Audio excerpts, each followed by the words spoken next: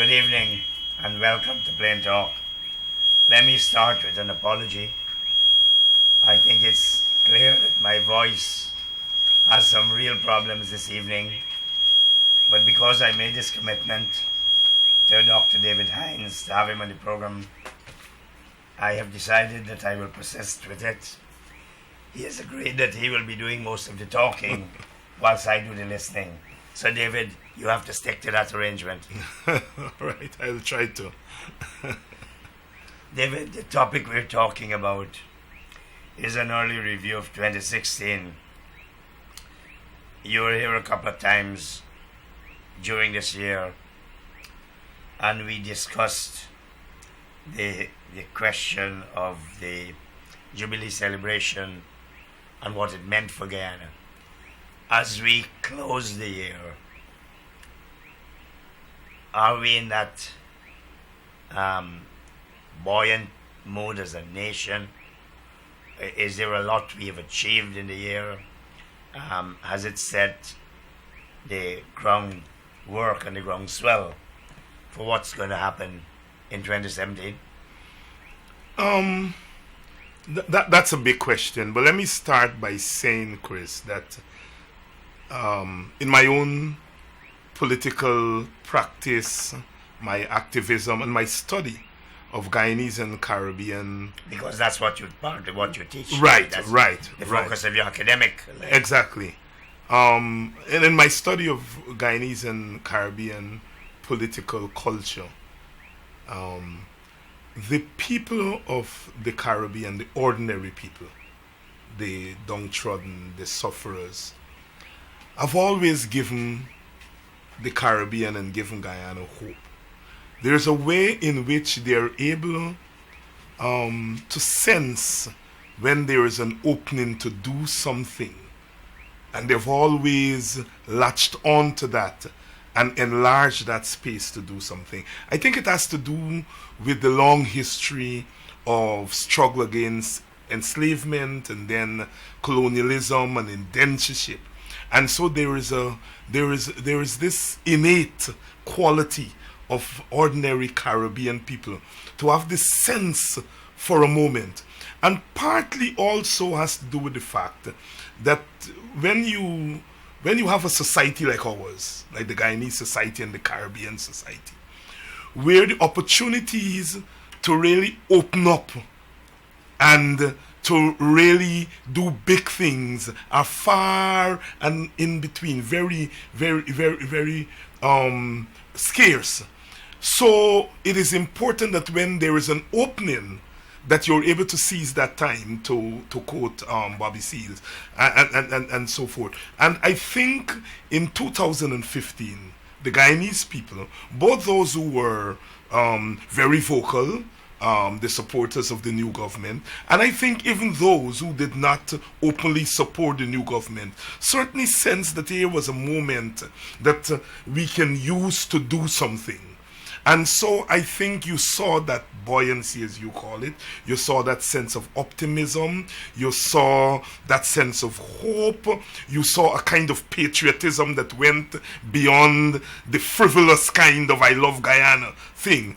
And so therefore, I think it was a very, very important moment that I do not think the politicians, both those in government and those on the opposition side, understood. I have always been frustrated at the way in which political leaders of this generation, and perhaps of past generation, do not have a sense of the motion of their own society. And so when the society opens up and opens up space for them to do things, they're not able to grasp it. And so, Do they recognize no, I don't. that moment? No, I don't think, because a lot of them are not students of their own society. They're not students of history. If you look at governments across the Caribbean, you look at our own government here, the president is a historian. But I think there is no other leader in that mix, in in the top echelons of the leadership, who really have a keen sense of the historical motion of this society.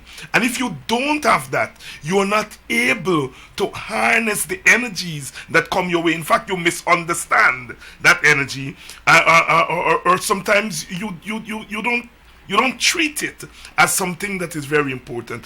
And I think that we found ourselves in that position. And so therefore, that buoyancy that you have talked about as we come to the end of 2016 has given rise to the same old pessimism, the same old cries, the same old quarrels that we've been accustomed to. We have missed the boat again here in Guyana. And I'm not making this criticism as a criticism of the government.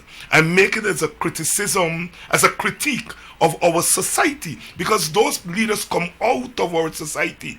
And I think that we have to look at the society as a whole to try to understand why is it when the people come onto the streets, come into the open space and said we are ready to roll along. Let's, in our little opportunity, in our little space, in our little Guyana, where we don't control much that happens in the world, but the one thing we control is who we are and who we want to be. And let's take that and try to make something out of it. Unfortunately, we haven't done that. To what you said, we don't have this sense of history. But these are all people. I mean, if you take the WPA element of which you are a part, and is part of this government, the AFC has Ramjatan and Nagamutu, who have spent years in politics. The APNU, one of the core bodies, is the PNC, the second oldest political movement in Guyana. How come we can't get it right? Because political parties don't get it right. Political parties, by their very definition, are not change agents. I think we have to admit that in Guyana, that our political parties are not change agents. Our political parties are conditioned to think about power as an end in itself, and when they get power, they are not able to take that power and to turn it into vision. I think that's a problem that we have had in the Caribbean, except for the early years of independence. The Burnhams and the Jagans, and the radicals on the other side, the Rodneys, the Quayanas, and the Clive Thomases, and Rupnarines, and Dayes, and them. Both on the radical side, but also to some extent on the side of the whole government. There was a commitment and an understanding of the motion of the society. That is why, you know, as authoritarian as the PNC was, but it still could think and dream of how we can feed clothes and house ourselves. It can still dream of an education for poor people so that they can empower themselves. Of course, the problem has always been you can't actualize that within the context of authoritarianism, so it wasn't sustainable, right? And then you had the radical response to that from some of the individuals that I talked about, the Rodneys and so forth, that gave rise to the WPA. So what you had was a concourse of ideas in the society. Yes, you were talking about human rights, you're talking about civil liberties being trampled upon, but in a real sense, you were also engaging ideas, nationalization. You're engaging the national agenda. And I think with the passing of that period, we have really degenerated to a politics of opportunism, you know, to put it in a really blunt way. That you no longer hear even the soaring rhetoric from our leaders. You know, in 2013, 2011 election, when Rupert Roopnarine would engage in that soaring rhetoric, and you could see the ordinary people really warming to that kind of thing. Except for Roopnarine, you know, there really is not that kind of element in our politics. And I want to say again, if the leaders are listening to me, please do not take what I'm saying in a narrow way, right? Because people are products of their time. And these politicians that we have are products of the time. I mean, you can walk off the streets now and go join the PNC or join the PPP or join the AFC. And in the next 2 years, you're in parliament. All right? There's not a way in which you learn politics anymore by going into the communities, local government, activism, trade unionism. No, you have people in government now who have no experience in politics. And I'm saying that to say that we have to look at the society, because it is a society that is not generating the kind of leadership who will really take the motions of the people and turn it into a vision. But David, I wonder if there's not a contradiction in what you said now and what you said earlier.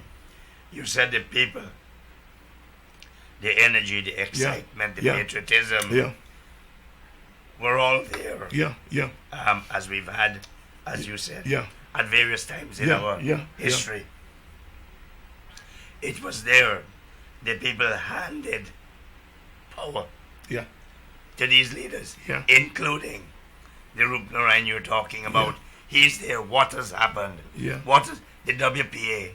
Is part of this government. What has happened to the WPA? You now move to the WPA, right? No, because it's part of the government. Well, no, the WPA is one part of 7. Yes, good. All right? I mean, that's the first thing that we have to get to the way. The second thing, I think, if I may make a criticism of the WPA, is that I think the WPA itself has not come to grips with the changing nature of our society and the changing nature of our politics. And it is therefore not worked out. Okay, we are a part of this new government. I don't think the WPA has worked out how do we marry our radical history, our radical tradition with the realities of government. That is, how does the WPA deal with a government that may articulate, and that do articulate, whether consciously or unconsciously, some values that are not consistent with the WPA's history. And I think the WPA itself has been very slow to work out how do you deal with that situation. And if I may say, it has to work out how it deals with that situation, or it runs the risk of really becoming irrelevant. Is it premature to say it probably is already there? No, I think that, and if I may say that, the WPA is not a traditional party, Chris. Right? And I think we make a mistake in these societies in the Caribbean, right? To really evaluate entities like the WPA using the same yardstick that we evaluate the more electoral kind of parties. The WPA has to... I'm not talking about electoral party. I'm talking about the thought leadership, the progressive elements, the willingness to challenge outdated ideas and to replace them with new things. Where are those things? I think we're doing them every day, and that's what I was driving at. That is why I'm driving at. The point I was making is that the WPA does not operate like a traditional party. Chris, I have a lot to say. The country knows that I'm WPA. Yes. Right? And so the point I am making, right, there are individuals in this society who are articulating vision for this country, who are upholding a political virtue in this country. Where is that? But I'm saying that I give you an example. I'm using myself as an example. And you have people like the women who were former members of the WPA who are not now WPA, but are doing the traditional WPA work among women. Yeah. All right. Okay. So what I'm saying that when you want to talk about the WPA, you have to talk about that. You cannot ignore that.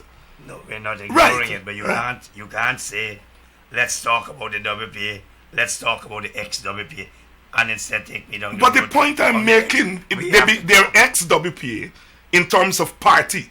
They're not ex-WPA in terms of the WPA's values and the WPA's radical understanding and articulation of this society. There's no ex there.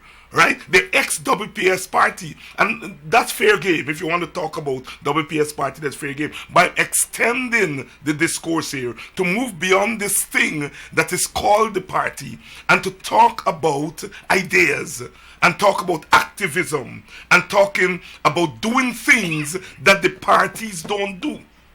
And so therefore I'm asking for a wider kind of analysis when you begin to talk about the WP.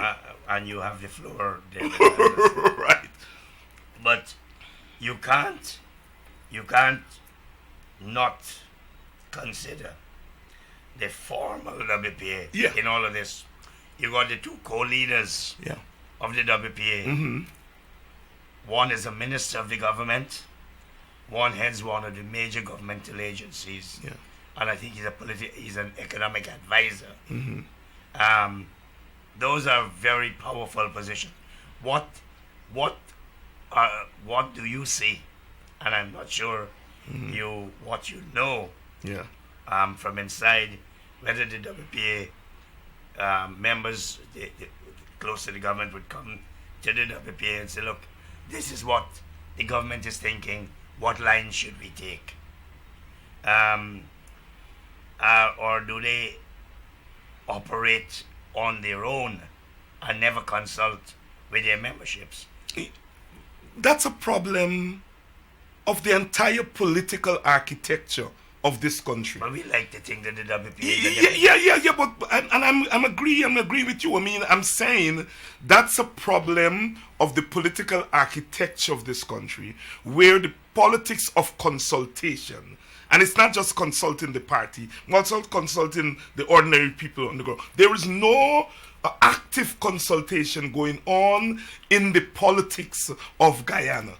And the WPA is part of that malaise, right? And the point I'm making is that I am concerned there, Chris, about lifting the larger political culture of this country. And if in lifting the political culture of this country, the WPA has to be left behind, it has to be left behind. And so therefore, I am a member of the WPA, but I see the WPA being part of the formal system, and there are problems with the formal system that we have to talk about overcoming. And if we overcome the problems of the formal system, we may be able to rescue some of the more progressive elements of our formal politics. Let me be very specific, David, because I'm trying to say what consultation takes place within the WPA. Let's get specific. Budget 2017 has generated a tremendous amount of publicity, debate, controversy, to the point where you get propaganda being used as a tool for real serious argument. Have the key members of the APNU plus AFC government, including the WPA, done any consultation with its own party executive, of which you're a part, at all on these budget measures? And I'm not asking you to pass a judgment, are they good or are they bad? Did that basic kind of thing take place? No. And Chris, I am on record as saying that you cannot run a country where the only political institution that is at work is your cabinet. Unfortunately, that is how this government operates. The cabinet is the only institution where ideas and arguments can be had. Inside of the APNU, there are no mechanisms where the parties and individuals in the APNU can get together and engage things like the budget. Isn't there a mechanism, in fact, that just yes, but the mechanisms have not been working since the elections. It is an old problem, and Chris, look, I'm not into the business of pointing fingers at people. I'm telling you, and pointing fingers at parties and so on. Although most of the time that's how people interpret me, right? What I'm saying is that we have a problem in this country, an old problem that has persisted. That is that as soon as political parties take power, their modus operandi changes, and they begin to operate not even top down. They begin to operate top. And it's an old problem. And this government is as guilty as previous governments in not recognizing the importance and the value of consulting. Now, having said that, from what I've heard, there were some consultations with the budget. Consultations with professional organizations like the public service, the private sector, and I think the TUC, and so on and so forth. And so they can argue that they did consult, right? But to your point, there was not any consultation down the ladder. Let me take you up. First of all, on this question of consultation and what took place. The PSC on this program last week said it had to be done by way of correspondence because they couldn't find the time. Right. Whose ever fault it was. Lincoln Lewis, General Secretary of the Trade Union Congress, said he met with Minister Jaipal Sharma. But what passes for consultation in this country, Dr. Hinds, is I ask you to come and tell me what you think. And I ain't telling you what I thinking. Yeah. That's not consultation, is it? No, it's not. It's an absolute bastardization.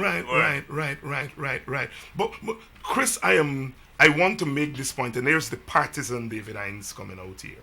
I do not want to be interpreted as saying that this is a problem that is unique to this government. I want to make that absolutely clear, because there are supporters of this government who are looking at this show and obviously are very jealous of the government, and they have a right to be, because for 23 years they were cut off from power. And so one, I think, has to put those things in a larger context. They did not begin yesterday. They're not going to end when this government leaves power. I said in my column this past week that I allowed myself to believe that this government had the goodwill and the capacity to make some minimum changes to that larger politics that you have been speaking about. Unfortunately, they have not. All right? Now, I'm sure, and I think that this government has done some good things. You know, one should not take that out of the equation, right? They've done some good things, but they have not stepped in to the mode of change agent. And perhaps the time has passed for governments to be change agents.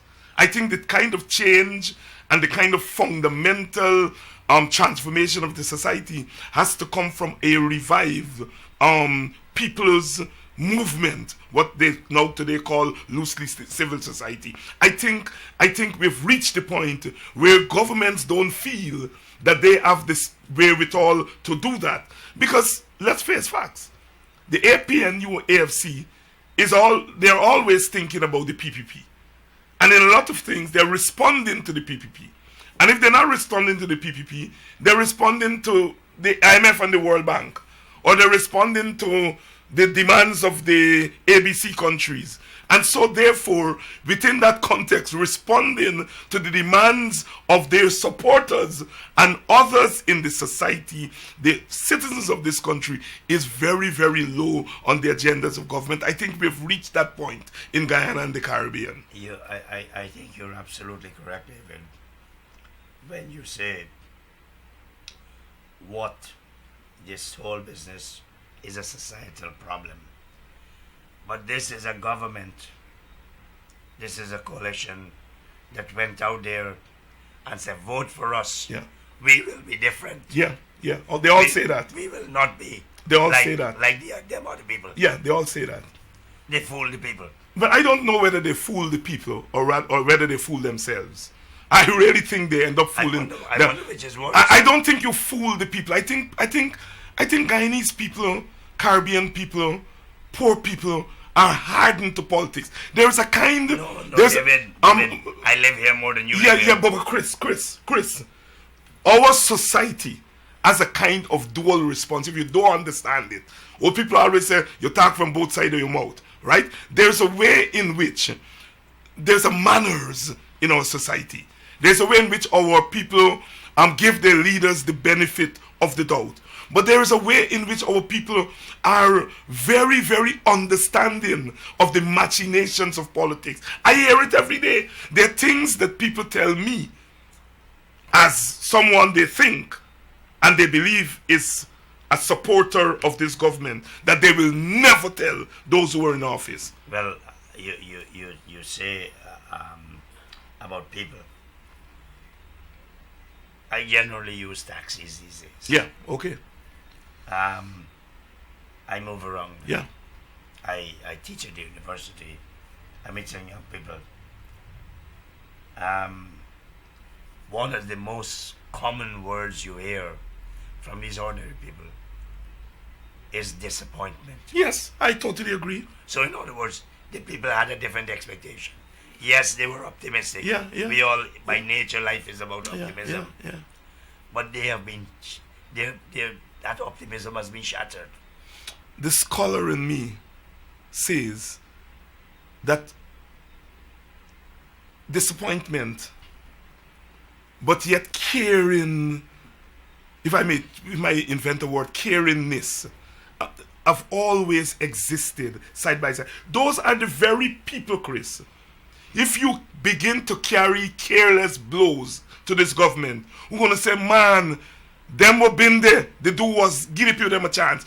There's a way in which you have to, the scholars use this word, unpack the responses that you get from a society like ours. All right? This is a society, these are people who have to survive on a day-to-day basis, but they also have to be optimistic, because optimism often is all that we have. So you have optimism, you have survival, and you have disappointment all wrapped up there.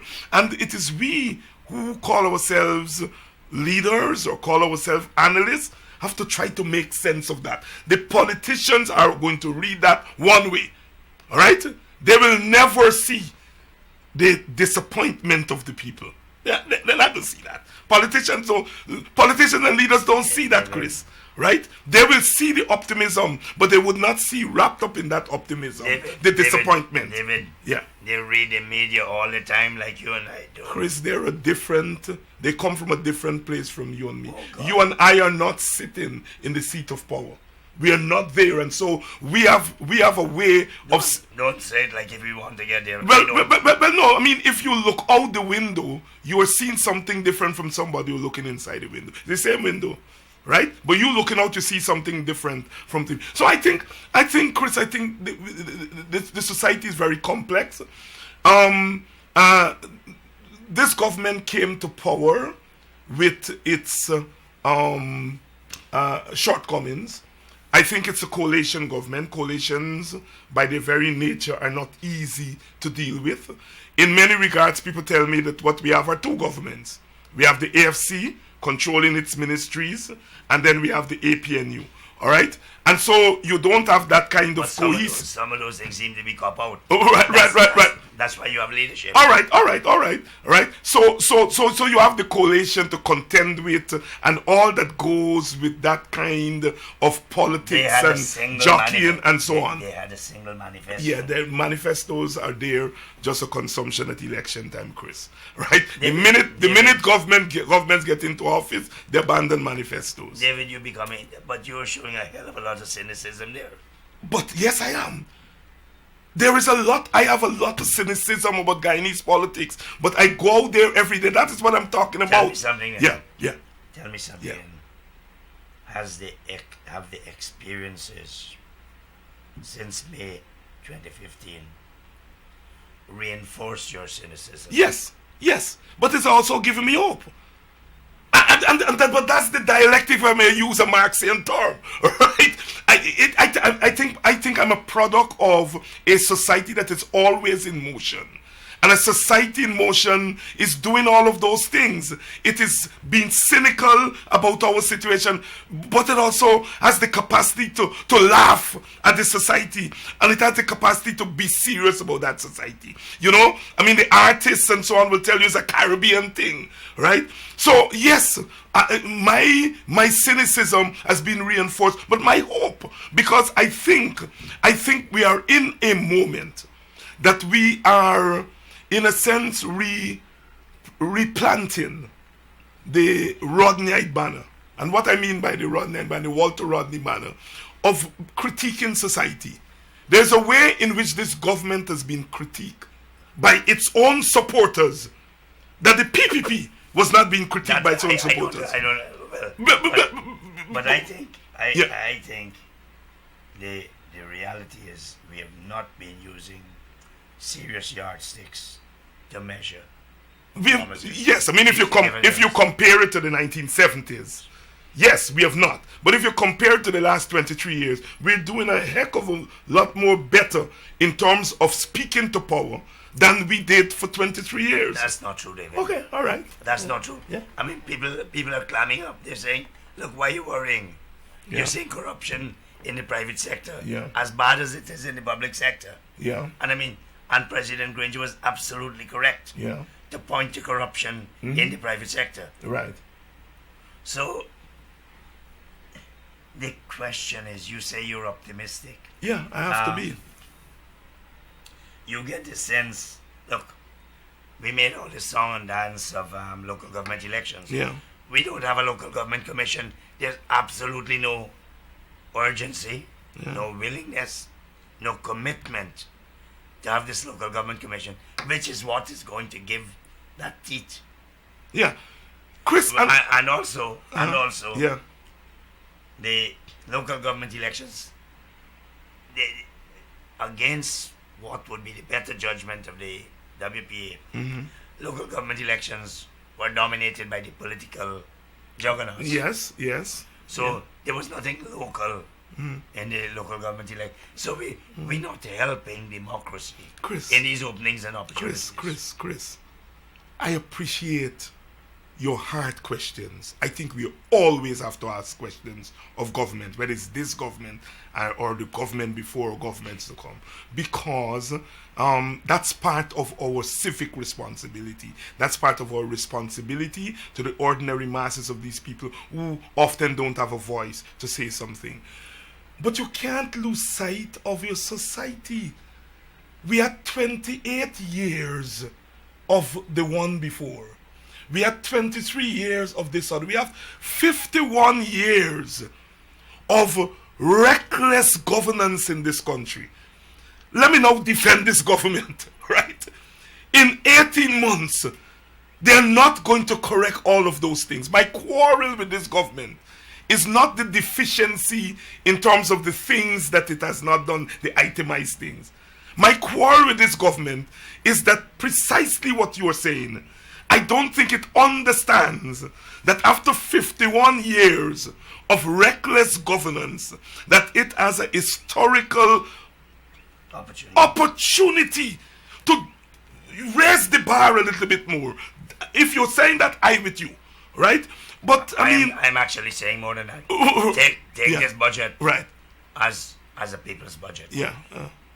I'm asking you, David Hinds, Is this a budget that the WPA of the 70s and 80s would have supported? No, but we are not in the 70s and Good. 80s. Is this a budget that the WPA of the 2016 would support? It is a budget that we would look in a critical way at. And there are elements in the budget which we don't have a problem with. If you invest in education, you're investing in poor people. No, that's right. If you invest in infrastructure, David, you're investing in jobs. David, but Chris, I want to say that to the people out there. No. I want to say that to the masses because people are either saying what frustrates me. David, $250 billion, you must invest in something. Thank you very much. No, but come on. You've got lots of other things. Yes. That investing comes a lot from taxation. Right. This is a budget that is largely driven by taxation. Yes, and I do agree. And part of the reason, and I'm not saying this as part of the government because nobody asked me what I think would go into a budget and so on, so I had nothing to do with the budget.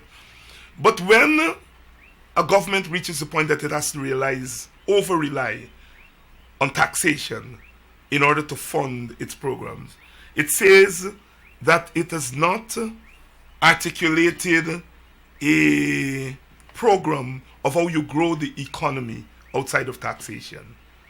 I think one of the problems that we have to be frank with is that the economy prior to this government coming to power was partly driven by dirty money. The more you take the dirty money out of the economy then lags, right? This government then has to come up with a vision and has to come up with a program of how you grow this economy outside of taxation. Well, you see, okay, and I will use your own leader's words. Yeah. Remember Clive Thomas? He used to talk about the democratic dividend. Yeah. Now, if we had this 23 years, not if we had 23 years of some pretty bad governance. Yeah. You've moved away from that. Mm-hmm. Don't you expect some positive things? Don't you expect growth rather than retardation? Do you expect a slowing down of the economy? Well, the slowing down of the economy, I think part of that, as I said just now, is outside of the control of this government. This government came in and meet half of an economy that was rotten, a whole set of illegal stuff and so on, and they're cleaning that out. That is part of it, David. But that's what I'm saying. It is part of it. No, but an economy is largely driven by investment. Christopher. I know you're a political person. Yeah. I take it slightly. Right. And you have to get investments.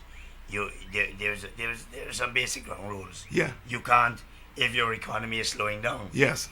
Imposing a whole plethora of taxes. Right. Is hardly likely to spur that growth. That's the textbook. That is a textbook. Which has value, right? Chris, there are people in this country now who have money, who can invest in this country and holding on their money not for economic reasons, for political reasons.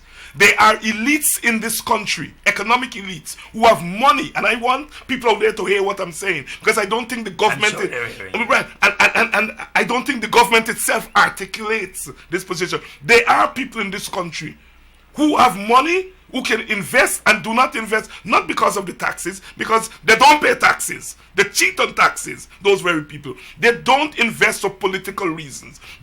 They are economic elites in this country who are out there to ensure that this government fails. And so they hold in, yes. You think these business people there, with their money? Some of them, not all of them, some of them. I would love you to tell me which sector they're in. And we're not only talking about Guyanese, David. Yeah. When we talk about investment, I know, right. Yeah, no, but that was the first part of what I'm saying. From our entire, from the economic recovery program, as you know, we've had a fairly strong foreign direct investment. Yes. We have had systems that encourage growth. We've had fairly robust growth. In the Jack years, we also had some very Well, that That's robust growth was quite tainted. But anyhow, No, I don't think that is to say quite tainted. There are sectors of the economy that clearly they did well. Yes, there's no doubt about that. and we talk about major sectors. Yeah. We talk about major sectors. The question then, and you're saying that there are these business people who are not investing because they want to see the government Yes, this is a reality, and it's Chris. The history of our country, Guyana, has been a history. Let me ask you, Yeah. what evidence do you have for that? I can't tell you That's that. I can't tell you that on television. That's a damning statement. I have evidence, but I can't tell you that on television. But that's a damning statement. It is a damning statement, but it is a true statement, and it is. No, you Chris, economic sabotage has always been part of the politics of this country. Come on. Economic sabotage has always been part of the politics of this country. But I think, David, Yeah.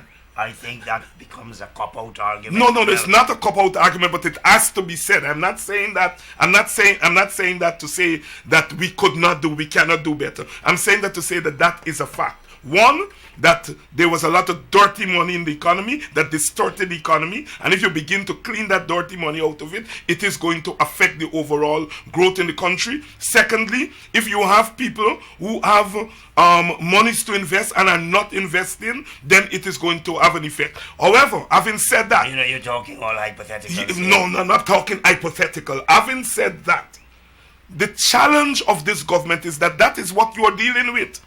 And you now have to go deep inside and to say, in the face of that, here is my vision. And this is where I feel this government has fallen down. You say these things. Yeah. But look, our whole election story is riddled with dirty money. Yes. Riddled with dirty money. Right, yeah, right. So what happened with the people who are giving to one side and not the other? That is give to both sides, Chris. So they were giving. So are you saying they give you to get power, and once you get power, they want to sabotage you? That doesn't make sense. Chris, I've said that, and I'll move on. Listen, we have the Caribbean single market and economy. We have the Caribbean. I think that our planners have to put more energies into taking advantage of the opportunities in the Caribbean. I don't think that we have done sufficiently good in that area. I think there are countries in the Caribbean that are benefiting from this single market in a way that Guyana is not benefiting.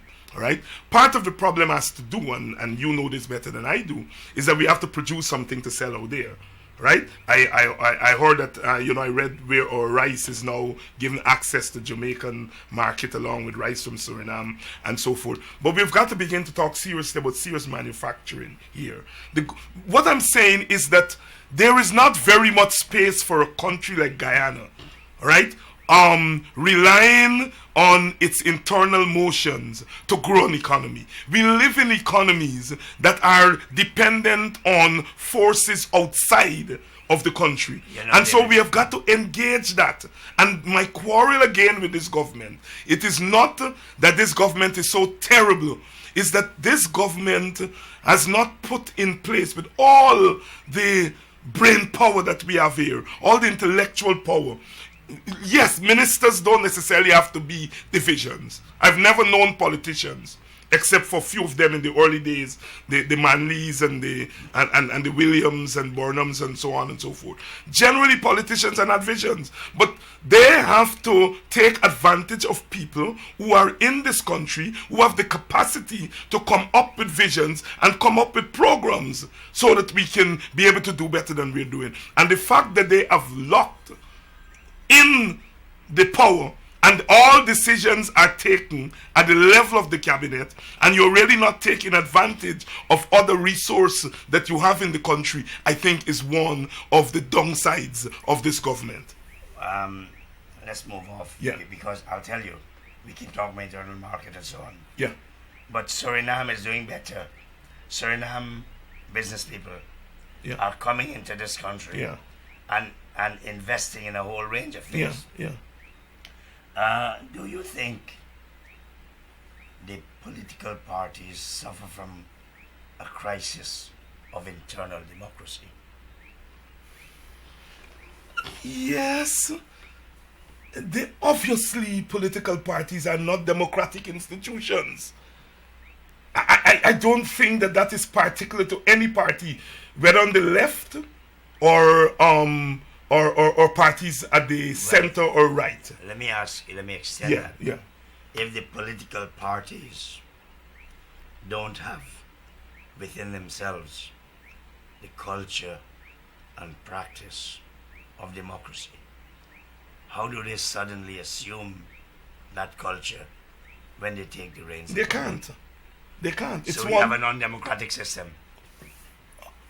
Clive Thomas wrote a book called The Rise of the Authoritarian State in 1984. I recommend that for all Guyanese and all Caribbean people to read, because I think it's the single most important analysis of the relationship between democracy and governance in our Caribbean. And I think it remains quite relevant. You know, these problems, Chris, you know, are problems that are systemic problems that we have to address, not just at the level of government, but we have to address in everything that we do. Now, I made a comment about that thing that we call the parliament and what passes there for what they call a debate. And I made the point that our children are failing English. And part of the reason they're failing English is that they don't understand. They're not trained to critically analyze things. At the university level, we get them. They come there and they're devoid of the ability to critically analyze things. And when you look at the parliament, everybody on one side said the budget is the worst budget since God made this world. Then the other side, this is the best budget. Where's the critical analysis? And if you at that level cannot engage in critical analysis, how do you expect our children to engage in critical analysis? So yeah. You just now said it's civil society to make that kind of... No, civil society has a part to play. Now, right? What has a part to play. What I believe has been the biggest weakness in all of this is that no economist has come out and spoken on this budget as yet. You had Jagdi on one side and Jordan on the other side. But they're clothed in partisanship. The lawyers have not said anything. Yeah. Mm-hmm. The accountants have not said anything. Yeah. The consumers have not said anything. Yeah. You talk about Clive Thomas. Those are symptoms of a failed state. Yeah. No, I don't think they're symptoms of a failed state, Chris. No democracy within parties or within government. No. We come from a particular history, Chris. When are we going to be freed from the shackles of the negative parts of our history? It's a process, and we have to when the moments present themselves. You know, David, when they're happening, we all migrate. That's what's happening in our country. If you look at the statistics, the net migration is still negative. Chris, people are not prepared to wait, David. Chris, let me make this point. Sometimes one has to show leadership, and one has to take what comes with that. I made a conscious decision about 4 months after this government came to power that I am going to put myself out there as an example of how you can generally support a government but critique that government. I've gotten a lot of blows for it. Blows from the government. I'm now persona non grata in government circles because I'm critical of the government. Not in the WPA part of government. General government circles, right? But I am sticking by because I think the society needs to get back to that. We were once there. We were once a society where there were people who said, "Look, I support your general trust." When was that? The period of the 1970s. Okay. Right. How long did it last? Yeah, but it was that an aberration from the north? Yeah, but Chris, I don't think you're quite figuring in that these are particular types of societies. You answer. I'm Yes, asking the question. right. But you know, there's always about me. ebb and flow. We live in a world in which we are constantly, as Guyanese, as Caribbean people, reacting to something outside of us. We're constantly moving, migrating, looking for things. We are not your textbook kind of society when you pick up an intro to politics or intro to economics. They're not talking about Guyana and the Caribbean. Right? We're a particular kind of society that are trying to find our feet. We're going to fall down. We're going to get up. We're going to dust ourselves off. And I think I rather to have that discussion to say this government has been a failure in terms of big vision. Right? In terms of being your regular day-to-day government, I think it has done well. It has not turned its guns on dissidents. It has not turned its guns on the people. You talk about dissidents. Right? No. I want to drive that Okay, in. repeat it. Right. Go on, repeat it. Yes, they have not turned their Go guns you on the repeat people. it. Right. Now, Yeah. I'm asking you Yeah. to justify this. Transparency Institute Yeah. had on United Nations anti-corruption. Yeah. They had a very small outfit. They went, the destination of their protest was outside the National Assembly. The police came and said they must move, Yeah. otherwise they will be removed. Mm-hmm. That's pretty dangerous, isn't it? Yes. Why are we into that kind of culture now? I don't know. It's a culture, Chris. I don't understand what you mean by culture. But this conforming type of The behavior. police in Guyana and the Caribbean, and I may be boring listeners with the Caribbean, but Guyana is not an island. Guyana is part of something larger than itself. The police in this country was created and continues to operate as a disciplinary. David, we passed that Yeah, stage. but passed bear me out, No, Chris. man, not David, you can't. The police has been Passed created we as had- a disciplinary. We had a Yeah. motion in the National Assembly Yeah. to say that it must not happen. Right. We have a constitution that says freedom of assembly, Yeah, but and you're violating it. Yeah, but no, listen to me out, Chris. I'm saying the police has always seen itself as a disciplinary kind of organization. I think the problem is the political bosses. And I think this matter, which I am not justifying, I think freedom of assembly is something that we have fought for vigorously in this country. And I think this And matter, let's say- and I think the let's politicians the political leaders have to address that matter. There's a motion that was passed in Parliament that says those barricades around Parliament should be removed, and they've not removed it. Freddie Kitsoon never tires of raising that point. But I'm saying it is on matters like this that we have got to raise a loud cry, because it starts small like that. And then the next thing, they start hauling people on the streets and using their guns. I said that this government has not turned its guns on the people. It doesn't mean that they're not going to go down that road sometime in the future. We have got to prevent them from doing it. I take it you were speaking both literally perhaps and figuratively. No, but I'm, Turning its guns not only to shoot people, Yeah. but assaulting their fundamental rights, yes. to me, is Right. pretty bad. Right.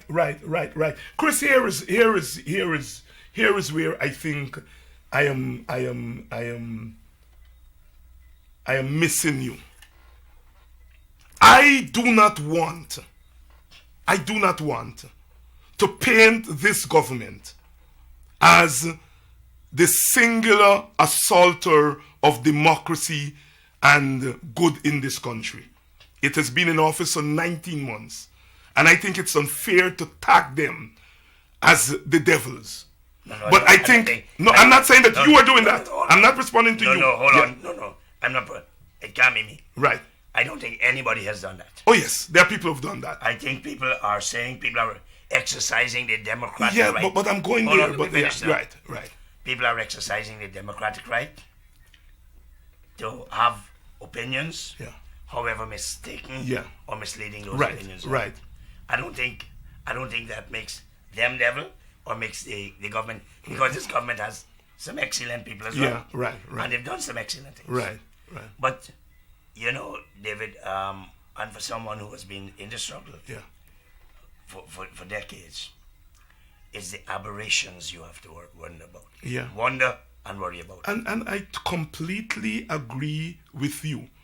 I think, however, we run the danger of labeling the government. No. And I want to argue strongly against Well, labeling. you've done that all night. Because if you label the government, then what you do is remove the holistic nature of the problem at hand. These problems are endemic in the larger political culture. And so I think you come at them, you don't say to this government that you are doing well, you haven't done this and so on. No, you don't tell them that. You tell them when they do well, but you also make sure you always tell them every day. When you are not even giving us a hint that you're about to do better. My view is that the government can do better. This government can do better if it's understand. So why aren't they doing better? I If you think so. Yeah, but I said earlier. Mr. Jordan will tell you, look, Yeah. we have to work with the resources we have. Exactly, and I totally agree with him. Well, you can work with resources, but you can maximize Yeah. and optimize the output from those resources. Yes. But you gotta get vision to do that. When you, Chris, But it- is that we're always. if you have a government without a vision, because a vision tells you where we're going. Yeah. So if you don't have a vision, you don't know where you're gonna end No, up. but that's my point. That's my argument with the government. I'm not into the kind of, petty criticisms of government. I'm saying, look. You think day to day, you think allegations of corruption, misgovernance, and so on. Some of it is partisan. those are- Most of it is partisan. You think and those petty. things are petty? Most of it is partisan and petty. Okay, all right, good. There are a lot of corruption that are holdovers from the previous government. right, okay. You don't get rid of the corruption of All right. 23 Tell me years something. in 19 Tell me months. something. Yeah. Let's get serious. Yeah. Home Stretch Development Inc. is a holdover from the PPP.